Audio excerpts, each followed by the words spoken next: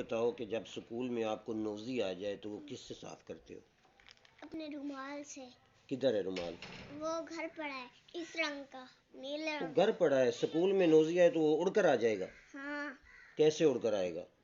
ऐसे पंछी जैसा। पंछी जैसे उड़कर आ जाएगा? हाँ। शर्म तो नहीं आती? नहीं। और आपके स्कूल में सर है? हाँ। किस? दो सर है। दो सर हैं?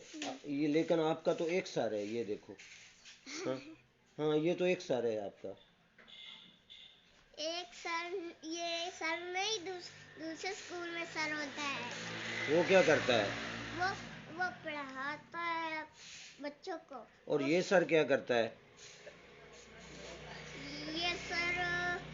ये सर कुरान पढ़ाता है। ये सर कुरान पढ़ाता है? हाँ। और क्या क्या करता है ये सर? और भी कुरान पढ़ाता है,